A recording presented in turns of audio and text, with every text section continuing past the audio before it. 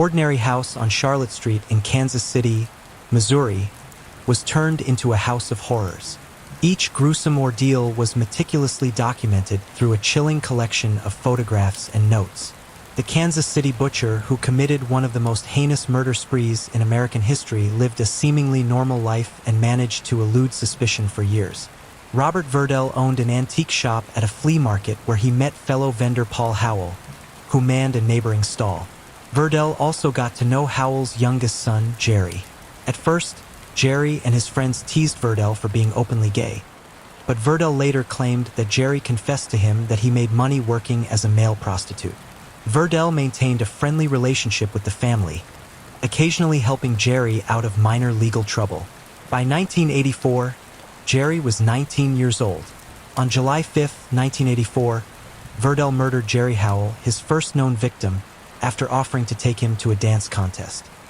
He is reported to have incapacitated him with alcohol and several tranquilizers in his car, and then sedated him further at his home until he was unconscious. He then injected Jerry with a strong tranquilizer. Howell was then bound and subjected to continued abuse, torture, and sexual assault for 28 hours. Howell asked Bob why he was treating him that way and begged Verdell to release him. Verdell claimed that Howell died of asphyxiation due to a gag and the drugs as he could not breathe. Verdell said that he did not expect that to happen and attempted to perform CPR on him. He then moved the body to the basement and disposed of it in garbage bags for collection.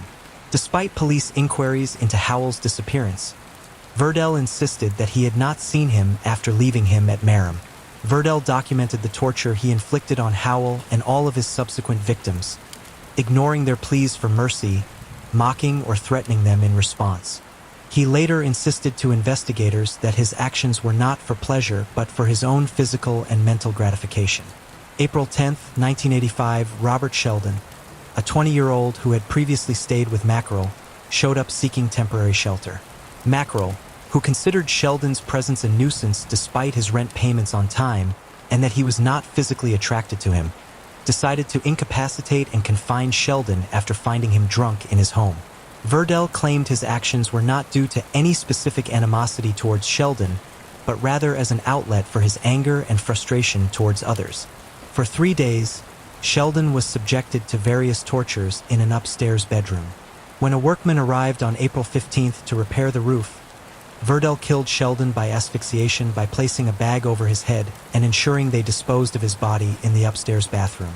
The Weaver and the residents of Charlotte Street, who went about their daily lives, were completely unaware of the horrors lurking behind the closed doors of Verdell's home. In June, Verdell encountered Mark Wallace, who had previously helped him with yard work, hiding in his tool shed during a storm. Observing Wallace's distressed state, Verdell offered him a dose of tranquilizers, claiming it would help him calm down and relax. After he accepted them, Wallace soon became the next victim of Verdell. Wallace spent almost a day under the control of Verdell, and the time of death was 7 p.m. on June 23rd. Verdell's predilection for young men did not begin as something overtly sinister.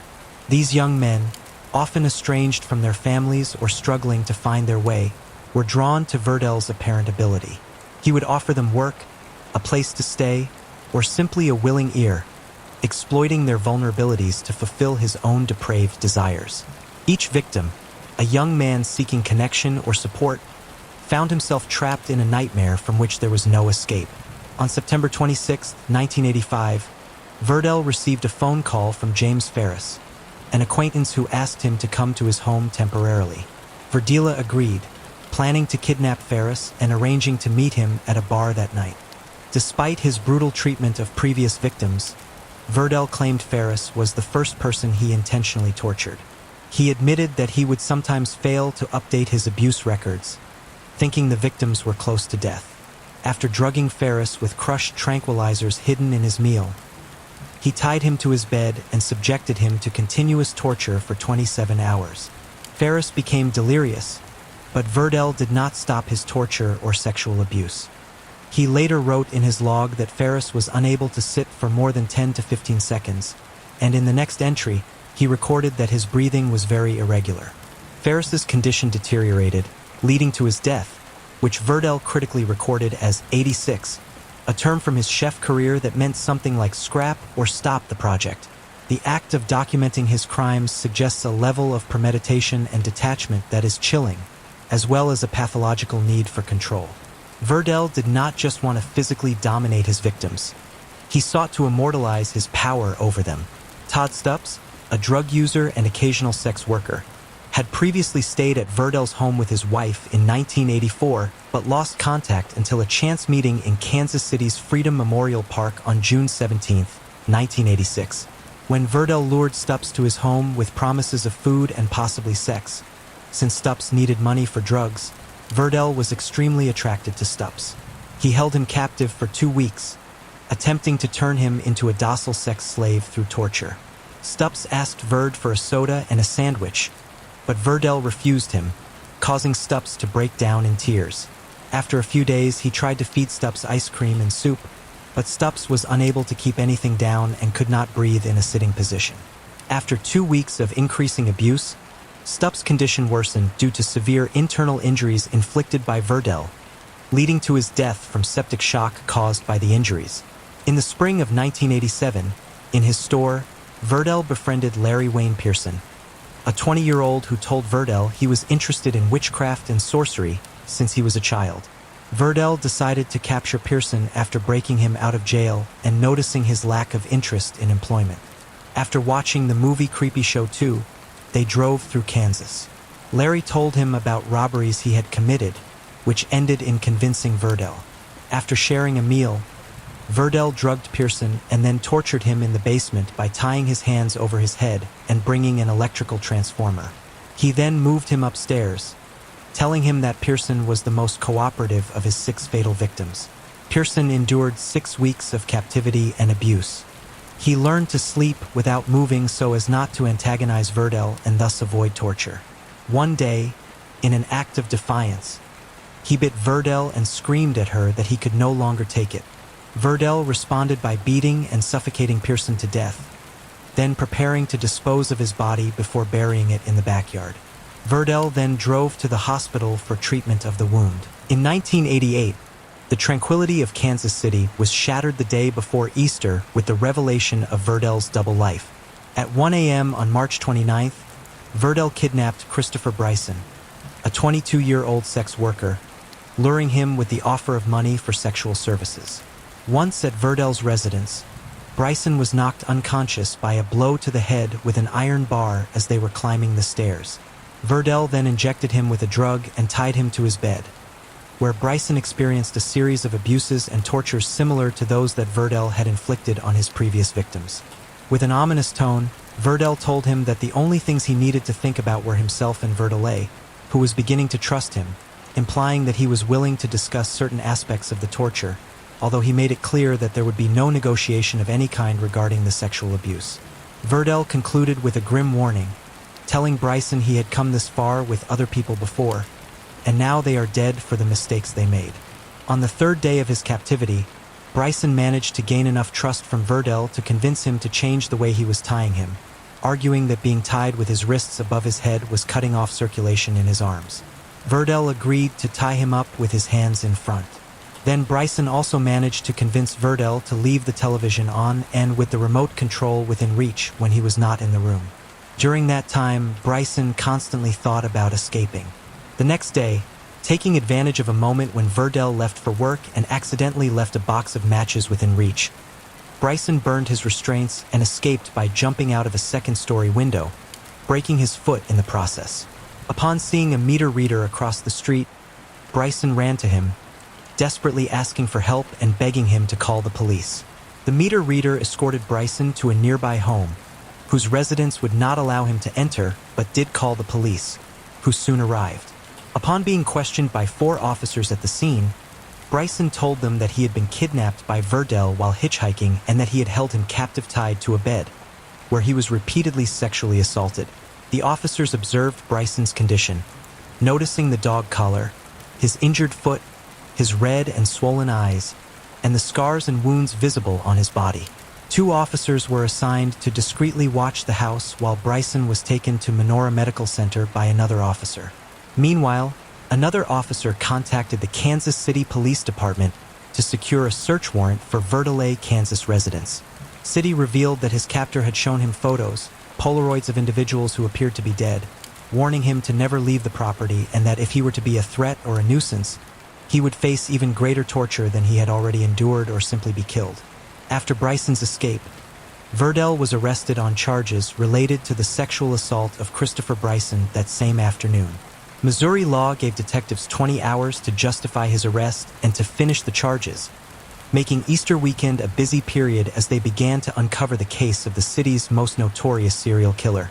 Verdell was seen by his friends and family as an eccentric but likable and responsible individual, although he was known to be condescending to women and those he considered intellectually inferior. No one in Kansas City wanted to believe that they had been living next door to a monster. Some of Verdell's friends even accused the police of framing Verdelay.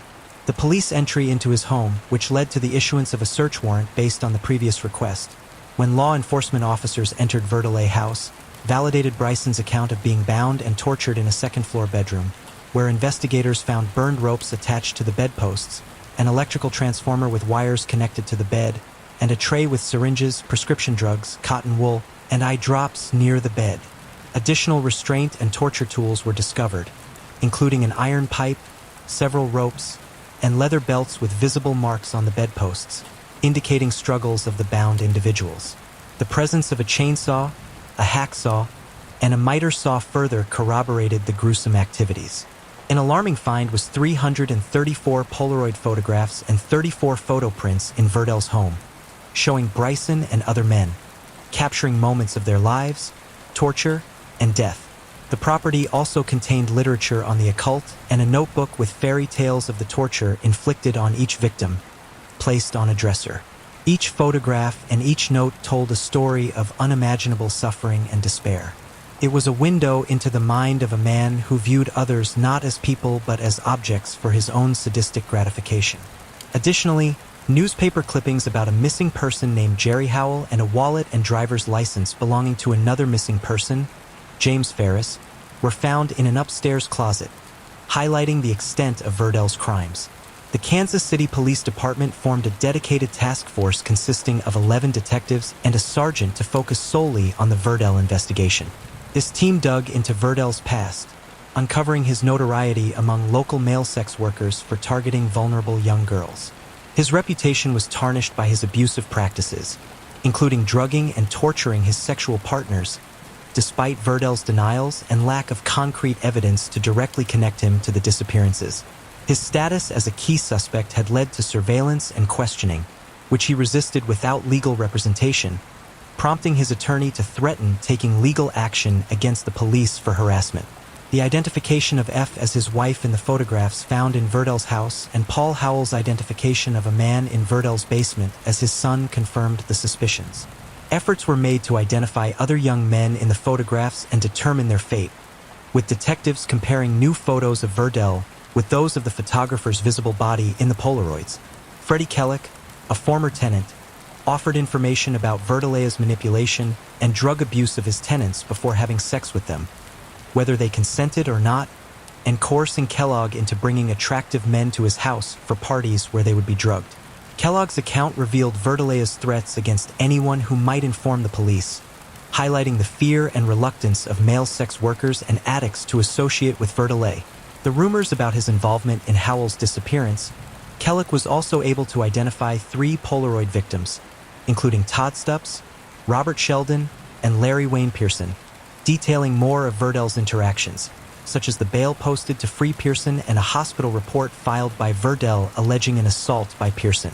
Robert Sheldon's employers informed police that he had stopped showing up for work at a Kansas City manufacturing plant in April 1985, something that had never happened before. After being notified of findings on his property, Verdelosa provided writing samples to compare to notes found at his residence, ultimately leading to a 6-month prison sentence for contempt of court. Verdell was initially charged with 1 count of restraint, 1 count of assault, and 7 counts of forcible sodomy. As the investigation into his activities progressed in late April, dental x-rays confirmed that the skull found in Verdell's closet belonged to Robert Sheldon. At the same time, Tips from the public identified Mark Wallace and Larry Wayne Pearson in photos that police released to the media, leading to the identification of more victims through records. Verdell was later charged with murder. Larry Wayne Pearson, after the head found in his backyard was identified as that of Pearson. Verdell was sentenced to life in prison without the possibility of parole, beginning his sentence at the Missouri State Penitentiary, and was later transferred to the Potosi Correctional Center for his safety, as sex offenders often face violence from other inmates in prison. An additional sentence of life in prison without the possibility of parole was imposed after he pleaded guilty to the forcible sodomy of Christopher Bryson, with 6 counts of sodomy and 1 count of assault dropped in a plea deal. Despite his initial claims of innocence on 5 additional counts of murder, Verdell accepted a deal to avoid the death penalty, confessing in detail to the crimes committed against his victims. This deal concealed in his guilty plea to 1 count of first-degree murder and 4 counts of second-degree murder, obtaining 5 additional life sentences on the condition that he never be eligible for parole. Verdell provided detailed confessions to prosecutors. Although the Polaroids showed more than 20 men in positions suggesting they were unconscious or dead, Verdell claimed to have killed only 6 of them. His confessions offered a glimpse into the dark labyrinth of his mind. What led this man to a path of such extreme violence? Born January 31, 1949, in Cuyahoga Falls, Ohio, a quiet suburb of Cleveland, Robert Verdell Jr. came into the world into what seemed like a typical American family of the post-war era. He was the eldest of 2 children born to Robert Andrew Verdell Sr., a laborer at Ford Motor Company, and Mary Louise Verdell. His devout Roman Catholic father of Italian descent and his mother of German and British descent were faithful churchgoers. Both Verdell and his brother attended religious education classes from the age of 5. Bob suffered from speech impediments and had to wear thick glasses due to severe nearsightedness. He also suffered from high blood pressure, which required medication from an early age. Bob struggled with feelings of alienation and inferiority. He was bullied for his lack of athletic ability and his high-pitched voice, which led him to retreat into a solitary world of coin and stamp collecting, seeking solace in activities that did not require social interaction. Children who experience intense bullying and social rejection often face lasting psychological effects. For some, this can manifest itself in damaging ways, such as the need to exert control in other areas of their lives. Unlike his younger brother Daniel, who was naturally athletic, Bob showed little interest in sports, which disappointed his father, who valued physical activity. His father often compared him unfavorably to Daniel, considering Bob's lack of interest a sign of failure. Verdella and his brother occasionally faced physical and emotional abuse from their father, who would beat them with a leather strap. Verdella's adolescence was further complicated by a turbulent relationship with his father, whom he described as domineering. This difficult dynamic between father and son would sow the seeds of Bob's growing resentment toward authority figures and societal norms. Despite these challenges, Verdella excelled academically, showing an interest in sports, particularly in art and history, as well as cooking. However, his intellectual achievements did little to alleviate his sense of isolation during these formative years. Verdell discovered that he was gay, a realization that only deepened his feelings of alienation in the conservative Midwestern environment of his youth, an aspect he initially kept secret and did not openly acknowledge for several years. Despite this, he had a brief relationship with a girl in his early teens. In his late teens, Verdell began to display aggressive behaviors, often being rude and dismissive, especially towards women. The internal conflict of reconciling his sexual identity with society's expectations can be profound, especially in less tolerant times and places. For Verdell, this likely exacerbated his feeling of being an outsider, fueling a contempt for conventional society. On Christmas Day 1965, while visiting relatives in Canton, Ohio, Verdell's father suffered a fatal heart attack at age 39. This loss led Verdell to seek solace in his Catholic faith, although he eventually became disillusioned with religious beliefs and immersed himself in the study of various religions and occult groups, including Satanism. That same year, Verdella was deeply influenced by the film The Collector, which tells the story of a man who kidnaps a woman he admires, only to have her die of an illness while held captive. This film left a lasting impact on him. Following the death of his father, Verdella's mother quickly remarried, a decision he resented, feeling it was a betrayal of his father. This led him to become more of a recluse, devoting himself more to his solitary hobbies such as painting, coin and stamp collecting, and correspondence with friends from various countries. These correspondences, which often included stamps and photos of figures, historical icons, and architectural wonders, fueled his passion for primitive art and antiques, a passion that would eventually lead him to start his own antiques business. In 1982, after graduating from high school, Verdella left Ohio and moved to Kansas City, where he attended the Kansas City Art Institute. It was here that he began his career as a freelance writer and publisher. In this new environment, Verdell began to explore his identity more freely, although this period of self-discovery was marked by disturbing behavior. During his first year, he stood out as an attentive and talented student. However, in his second year, he became involved with a group of students who used drugs, eventually beginning to sell them for profit and abusing alcohol himself. During this time, allegations arose that Verdell tortured animals in art projects, revealing a disturbing fascination with control and suffering. He decapitated a duck and experimented with sedatives and tranquilizers on a dog, although he dismissed these acts as a form of artistic expression, hinting at a dark proclivity within himself.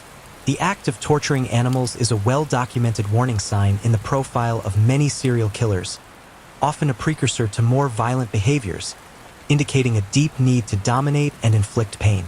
Verdell's time at the Art Institute ended abruptly following his arrest for drug possession. He attempted to sell drugs to an undercover officer and pleaded no contest, guilty, and was given a 5-year suspended sentence. This rose with the law marked the beginning of a life of increasing concealment in the shadows, as his interests increasingly turned to the macabre and control over others. In 1969, after withdrawing from the Kansas City Art Institute following harsh criticism from university administrators for an incident involving the killing and cooking of a duck, he decided to stay in Kansas City and moved into a residence at 4315 Charlotte Street in the Hyde Park district. By then, Verdell was openly gay and spent his time with a variety of people from marginalized backgrounds: male sex workers, drug addicts, petty criminals, and young runaways, offering his support to help them overcome their addictions and criminal habits, although he maintained that he had no physical contact with them. During the 1970s, Verdell told some of his neighbors that he felt almost like a foster father to many of these young people.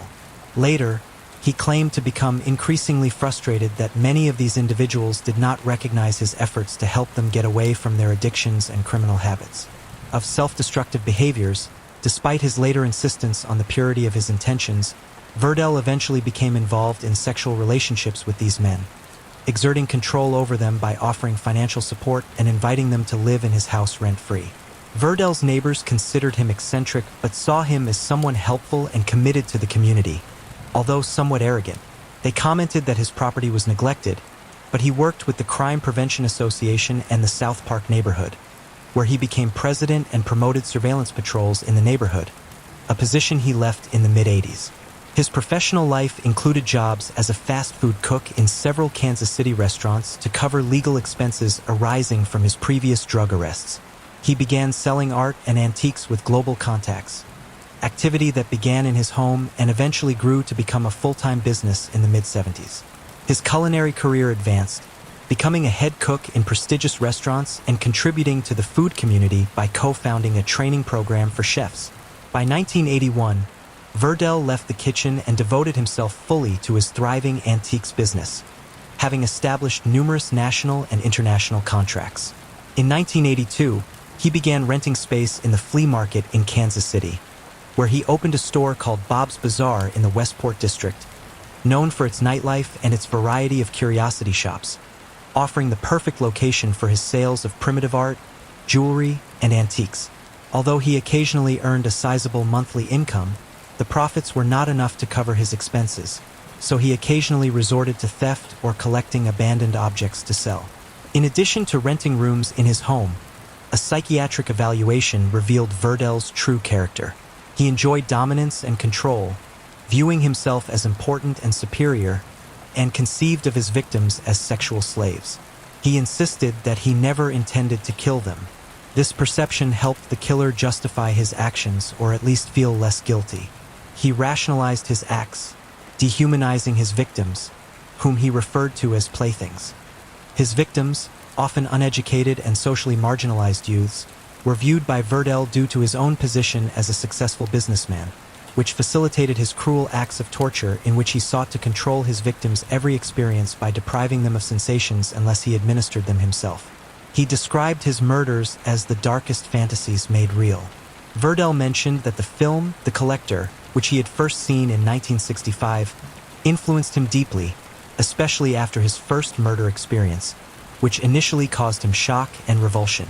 Verdell claimed that this film became a psychological motivating force for his later actions against the victims, who once he decided to take them captive, lost all humanity in his eyes. He claimed they were not in his mind once he had them tied up and was using them. They became something other than people to him. Verdell denied any involvement in Satanism and confessed that he had begun capturing his victims after his failures to attempt to alienate them from their lifestyles, frustrated at not being able to bring about that change. He claimed he simply captured them first and what happened next developed. Verdell was diagnosed with anal depressive personality disorder and was classified as a sexual sadist. The human psyche is a delicate balance of needs and desires, and when these needs are not met, when a person feels a profound lack of power, the resulting emptiness can lead to a dangerous reversal of values. For some, like Verdell, the need for control becomes an obsession, a way to regain a sense of lost or denied power.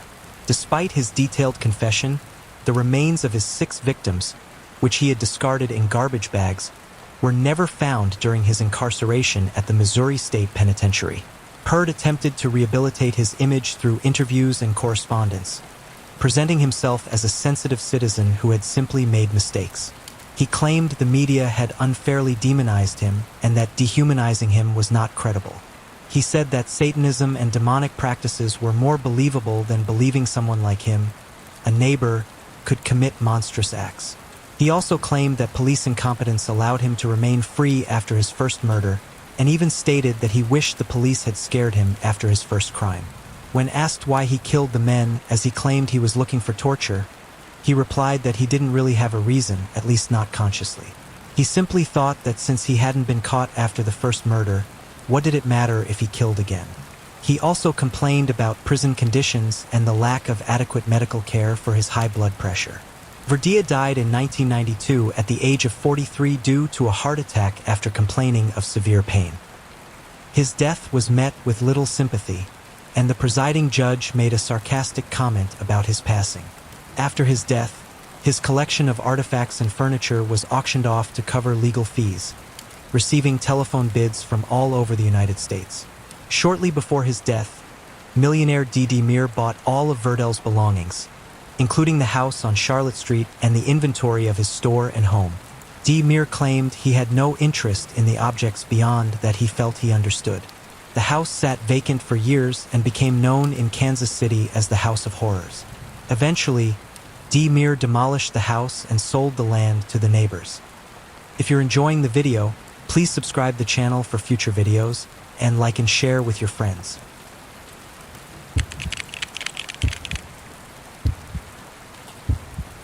On a warm summer morning on July 24, 2000, a retired judge went for a walk to inspect his boat moored in the lagoon behind his house. Little did he know this moment of peace would soon be shattered by a macabre discovery. As he walked up the wooden dock, his gaze caught something peculiar floating in the water. Upon closer look, his eyes widened in shock as he realized it was the lifeless body of a young girl. He smelled a pungent odor and followed the trail to the edge of his property, where he found what he initially thought was a dead manatee that had washed up in his backyard. But quickly, he realized to his horror it was the body of a young girl, and it was apparent she had suffered a terrible end. He called the sheriff's office. Then, I received a phone call upon seeing a new female dead body as a homicide officer. I knew it was not going to be a good day. The scene and evidence found was not normal. It painted a terrifying picture far beyond what investigators had imagined. What really happened to this young girl? Was it just a senseless act of violence, or were there darker motives at play? When Brevard County Sheriff's Office investigators arrived at the terrifying crime scene, their priority was to get the woman's body out of the river. We attempted to process the body and get it out of the water as quickly as possible so as not to lose any more physical evidence than we already had. We had our dive team there. They went down into the water with a body bag, placed the bag around the body, and pulled it out to the water's edge. The bag was designed to let water out so everything would be cleared out and kept intact. It was evident something terrible had happened to her. The body was in a moderate state of decomposition with swelling, although she had not yet expelled fluids, so it was probably twice the normal size. The woman lay naked in the river, her body vulnerable and exposed. But what caught the investigators' attention were the restraints. Upon reaching the body, they discovered it was bound with duct tape in several places. At this point, it looked like it would be a homicide investigation. Her hands and feet were bound tightly with rope and duct tape. Even more disturbing was the tape covering various parts of her head. Eyes, nose, mouth, and neck, as if someone had done everything possible to silence her, erasing any chance of her being seen or heard. Around the woman's feet, investigators discovered torn plastic grocery bags secured with rubber tubing, which increased their determination to discover the identity of the victim and the perpetrator of this heinous act. When you have a name, you can at least begin to investigate the victim. You need to know that person, know what they did for a living, who surrounded her. One of our crime scene technicians took fingerprints from the body, but they faced a big challenge. Water has the ability to erase vital evidence. In this case, it was one of the worst scenarios because the state of decomposition of the body made it difficult to immediately identify who it was. When examining the woman's body, the authorities deduced that she had been in the river for days before she was found. The hot and humid weather only accelerated the decomposition process, making it even more difficult to gather clues. After removing the body from the water, her remains were sent to the medical examiner's office for further examination, while detectives focused on analyzing the evidence found near the body. A key piece was the rope used to tie the victim. Authorities quickly noticed a red and white double diamond pattern that looked like a unique detail.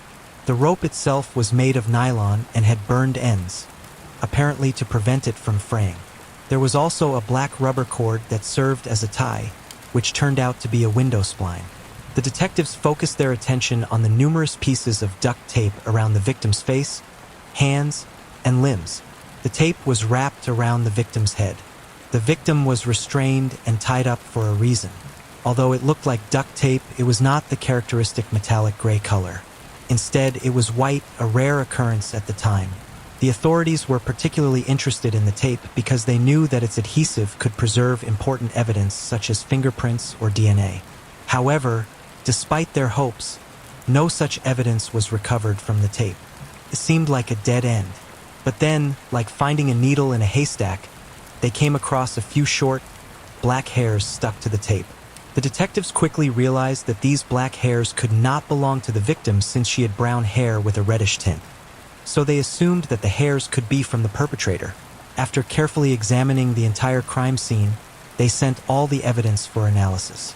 However, the technology in the year 2000 was not advanced enough to perform accurate DNA testing, which compounded their disappointment when they visited the medical examiner's office the next day to learn the results of the victim's autopsy. The victim's body had reportedly been submerged in water for less than 72 hours. However, due to exposure to the elements, the medical examiner was unable to definitively determine the cause of death. Despite this obstacle, the medical examiner managed to find some clues that told a chilling story. There was no evidence of trauma, no gunshot wounds, and no broken bones, which left detectives with two equally chilling possibilities. Either she was strangled or suffocated with the tape covering her nose and mouth, or she was thrown into the water while still alive and drowned. There is a false belief that if water is found in the airway, lungs, or stomach, it means that the person died by drowning. In reality, water can passively enter those parts of the body after death, so it does not definitively imply that someone died by drowning just because there is water in their lungs or stomach. Fortunately, amidst the challenges of the autopsy, authorities received a ray of hope. Despite the advanced state of decomposition, the medical examiner managed to identify the victim using her fingerprints. They make an incision around the person's wrist and remove the entire outer layer of skin, which looks like a glove. A forensic technician inserts his hand into the skin and takes the fingerprints. It was revealed that the victim was Misty April Moores, age 22, described as a friendly and sociable young woman with striking blue eyes. She was 22 years old, blue-eyed, very friendly, very outgoing. We were about the same age, and everything I've heard about her is very positive. She seemed like a girl who was still close to her mother and family but liked to party. There are many young people like that.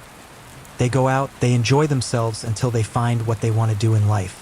Misty was still searching for her path in life while taking classes at a local community college and reflecting on her future. It seemed like she had plenty of time ahead of her to make decisions and live adventures. However, tragically, her entire future was taken away from her on July 24, 2000. That day, Brevard Sheriff's Office detectives visited Misty's home in Indian Harbor Beach, Florida. There, they were greeted by Linda Moores, Misty's mother, who was not prepared to hear the devastating truth about her daughter's tragic end. Linda quickly shared the heartbreaking news with her ex-husband and Misty's father, Bob, who reacted similarly. I answered the phone and heard her screams. "She's dead. She's been murdered." I said, "What? Who's talking? What are you talking about?" She said, "It's Misty." I literally almost fell over. I asked what happened, and she replied, "Someone killed her. They found her in the water. There was nothing I could do. It didn't make sense. The big question is why? What would drive someone to do something like that?" Despite the immense pain, detectives pressed Linda for any information on Misty's known movements. It was then that Linda remembered that just 3 days earlier, on July 20th, 2000, Misty had arrived home beaming with excitement. She had told her mother that she was getting ready to go out that night and headed to her room. After a while, Misty went out and shared a fun moment, exchanging jokes. However, their moment was interrupted when Misty's cell phone rang. Linda was talking to her daughter when Misty received a couple of calls. The phone rang, and Misty quickly left the room to answer the call.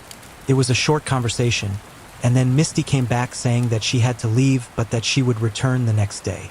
That was the last time Linda saw her daughter. Linda continued with her usual routine the next morning and headed to her accounting job when she returned that afternoon. Misty was not home. Initially, Linda did not think much about it. She assumed that Misty was maybe staying at a friend's house for a night or a few days, something she used to do occasionally.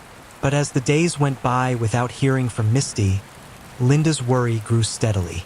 It was not like Misty to be incommunicado for so long, and Linda began to feel increasing anxiety.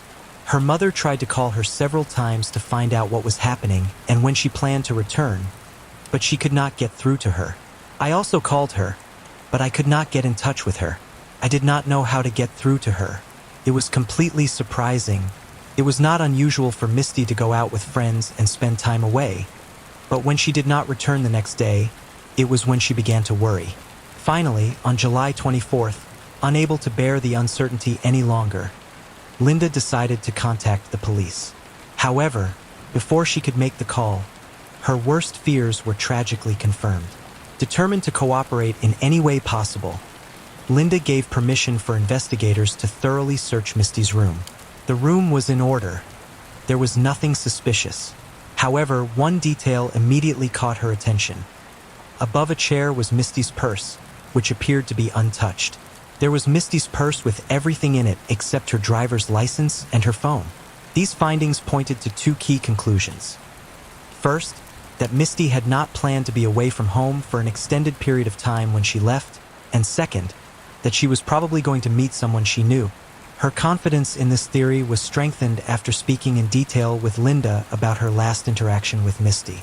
The detectives reviewed the call records on Misty's cell phone to confirm this information, and to their surprise, they discovered that on the night of her disappearance, not one but two calls were made to her phone. The first call occurred shortly before midnight and lasted for several minutes. After a brief lapse, there was a second call, this time lasting just a few seconds, which investigators assumed was the one Misty received while talking to her mother. However, they faced a challenge. The call logs from the year 2000 did not contain as much information as the current ones. In this case, investigators had no data on the location from where the calls were made, and they also could not get the number of the caller. Despite this obstacle, detectives used the time and length of the calls to formulate a theory. Both calls were likely made by the same person. While everything seemed to make sense logically, authorities knew they needed more evidence if they hoped to have any chance of catching Misty's killer. At this stage of the investigation, detectives began to connect some crucial dots as they reviewed photos of the evidence. Their attention was once again focused on the rope found on Misty's body. Upon further investigation, they realized their initial instincts were correct, as the rope was a specific type commonly used in boating. Upon digging deeper into this revelation, authorities noticed a pattern. The white tape they had initially mistaken for duct tape turned out to be sail tape, commonly used to temporarily repair canvas sails on boats. They then examined the knots tied in the rope and the window spline, which were knots tied in a very specific way consistent with Navy techniques. Combining this discovery with the knowledge that Misty had been thrown overboard by her killer, detectives came to an important conclusion. They theorized that the suspect likely had nautical experience and may have served in the Navy. Finally, coming up with some details that could lead them to a suspect, detectives spoke to Misty's family again, wanting to know if Misty had any close friends or significant relationships prior to her death. Linda assured them that she would do everything she could to help them and that she would follow the case until the finale.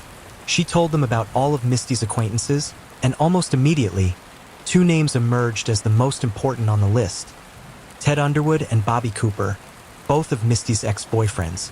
The detectives focused their attention on these individuals as prime suspects and investigated their backgrounds or possible motives for Misty's murder. Ted quickly emerged as a person of interest in the investigation as he was the brother of a friend Misty worked with and someone she had casually dated prior to her murder. The authorities became even more suspicious when they discovered that Ted had an extensive criminal record, including multiple felony arrests and a conviction for robbery and sexual assault. On the other hand, Bobby also caught their attention because he had been on a date with Misty. Bobby was a guy who had just started dating Misty, and as far as it was known, they had only been on one date. Despite the fact that Misty showed no interest in continuing a romantic relationship with him, Bobby seemed to not accept rejection. He was clearly fascinated with her. He liked this girl and talked about how he thought Misty could be the one. Although Misty had made it clear that she did not want a romantic relationship with him, Bobby could not seem to accept this reality. Ted was the first of the two suspects to be brought in for questioning. To the surprise of the authorities, the interview did not go as they expected. Despite his reputation as a tough guy, Ted was surprisingly cooperative from the start. He shared with the detectives that he had been casually dating Misty at the time of her death, but insisted that their relationship was nothing serious. He even agreed to provide a DNA sample when the detectives requested it, demonstrating his willingness to fully cooperate with the investigation. "Did she always pick you up, or did you ever give her a ride?" they asked. "Sometimes she used my mother's car to go," Ted replied. Then the detectives asked him to confirm if he was giving the DNA sample voluntarily.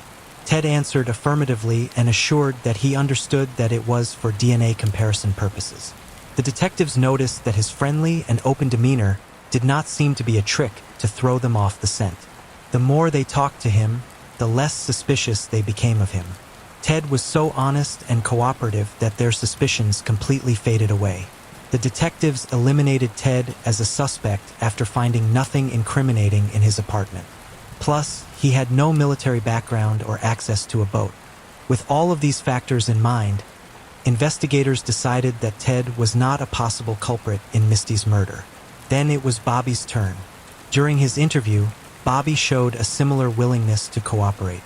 And just as Ted admitted his romantic feelings for Misty, even though the relationship hadn't moved forward, Bobby revealed that he had been trying to contact her repeatedly before learning of her tragic murder. Bobby was visibly shaken as he spoke to the detectives, and just as they were beginning to question his involvement, Bobby made a startling confession. Bobby revealed that he had Misty's driver's license, one of the items missing from her room. He explained that she had given it to him to keep on their first date, as there were no pockets in her outfit, and he had forgotten to retrieve it afterwards. Although his explanation seemed reasonable, the detectives remained skeptical and requested to search Bobby's house once again. However, like with Ted, the search failed to turn up any incriminating evidence. Although Bobby did have access to a boat, none of the other items linked to the crime were found on his property. Plus, he also had no military background. About to leave Bobby's house, the detectives were shocked when he remembered something that might be of interest to them. Bobby told them about an ex-boyfriend of Misty's who had been violent towards her. Although Bobby couldn't remember the man's name, one detail stood out in his story. Misty had described this ex-boyfriend to him as a Navy SEAL. Following up on this lead about Misty's mysterious ex-boyfriend, the detective spoke to Misty's family again to find out more. Linda quickly identified Misty's ex-boyfriend as Brent Hack and provided them with some details about the relationship they'd had. Misty's mother shared the full name, Brent Hack, and described the relationship between Misty and Brent as tumultuous. She mentioned that Brent was aggressive towards Misty. They argued frequently, and on some occasions, he had even used physical force against her. Despite the stormy nature of their relationship, Linda hadn't mentioned Brent before because she believed they were no longer in contact for over a year now. Investigating Brent's entities, detectives uncovered disturbing details. 28-year-old Brent worked as a charter boat captain in Mary, Thailand, near where Misty's body was found. Brent's proximity to the crime scene and his occupation raised authorities' suspicions as he fit the profile they were looking for. Someone with a military background, access to boats, and nautical knowledge. When investigators brought Brent in for questioning, they tried to reassure him so he would feel comfortable enough to talk. At first, Brent seemed cooperative, but detectives remained vigilant, looking for any connection to Misty's murder. However, Brent showed no emotional reaction upon hearing about Misty's tragic death, which puzzled detectives. His lack of dismay struck them as odd. As the interview progressed, detectives learned that Brent and Misty had continued to see each other casually, even after it was officially over.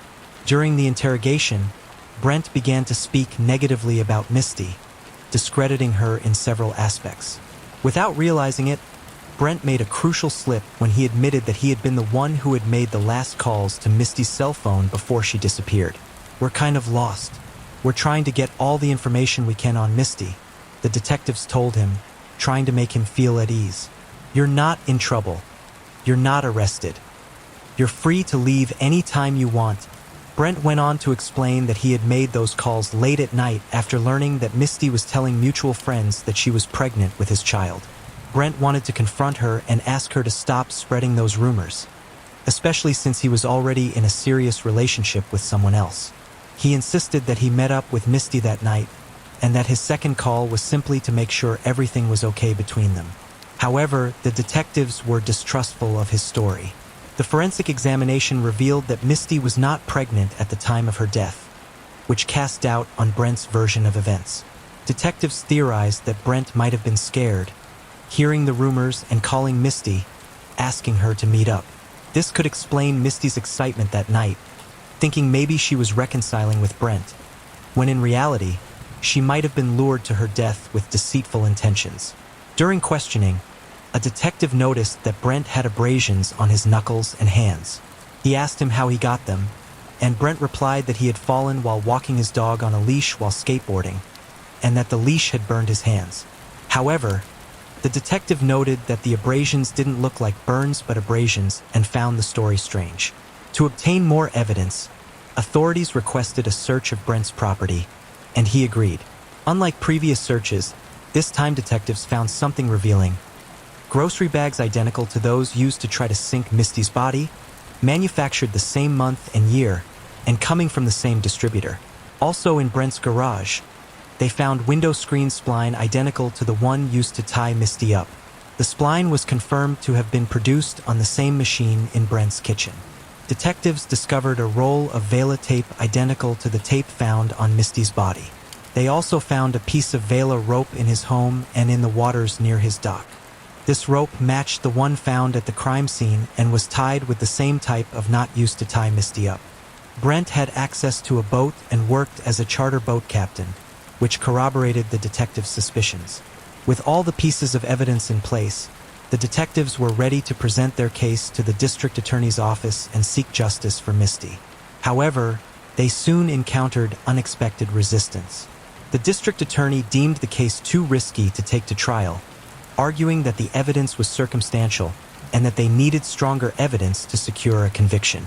Frustrating and feeling helpless, the detectives were forced to watch as their prime suspect, Brent, continued his life freely as if nothing had happened.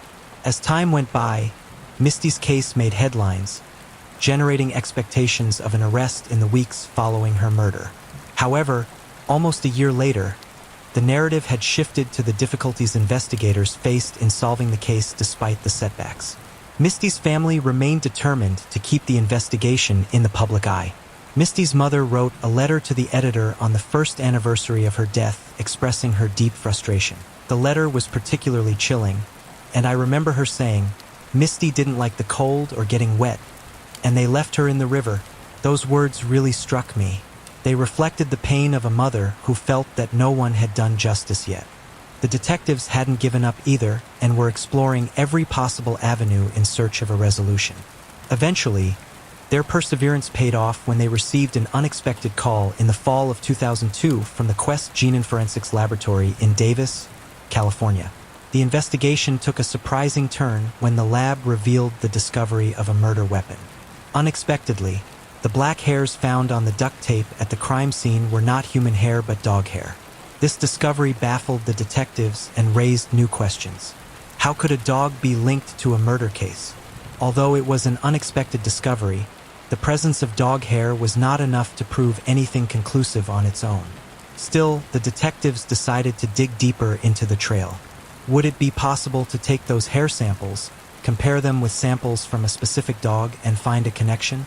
With the advances in forensic science and DNA analysis, this possibility began to take shape. A similar case had been recorded in California in which the DNA of dog hair was key to solving the murder of a 7-year-old girl. Upon learning of this precedent, the detectives decided to contact the same laboratory to analyze the dog hair samples found at the Misty crime scene. After sending the samples for further analysis, the results revealed that the hairs belonged to a mixed breed dog, a cross between a German Shepherd and a Rottweiler. This revelation was an important clue, as Brent Hack, the prime suspect, had a dog of that same mix of breeds named Chiva, a dog that Misty herself had given him when they were still in a relationship. Now, the possibility of solving the case depended on Chiva. Detectives collected a sample of Chiva's hair and sent it to perform a genetic comparison with the hairs found at the crime scene. After a long wait, the results finally came. The hairs found on the duct tape belonged to Brent's dog, Chiva. This crucial discovery provided the definitive link connecting Brent to Misty's murder. On October 23, 2002, Brent was arrested and charged with Misty's murder. During the trial, prosecutors argued that Brent had killed Misty out of fear that she was pregnant, which could jeopardize their new relationship. They painted a terrifying picture of how Brent had lured Misty to her death under the guise of a reconciliation. They also presented all the circumstantial evidence collected by detectives, along with the DNA match of the two hairs of Chiva, Brent's dog. After hearing the arguments and evidence presented, only Brent's fate remained to be determined. In May 2003, Brent was found guilty of first-degree murder and kidnapping, receiving 2 consecutive life sentences. He is currently serving his sentence at the Appalachia Correctional Institute in Florida. This outcome finally brought a sense of closure to Misty's family and justice for her tragic death. "I don't want him to die. I want him to spend the next 500 years in a cell and remember every day of his life what he did," expressed one family member. "I'm glad he can't do this to anyone else." The Misty murder case is a grim reminder that justice always finds a way, even when acts are hidden behind deception. Although Brent claimed that the pregnancy rumors were the trigger for the murder, we can't help but wonder if there was something more sinister behind his actions and what other deeper motivations led to causing Misty's tragic death.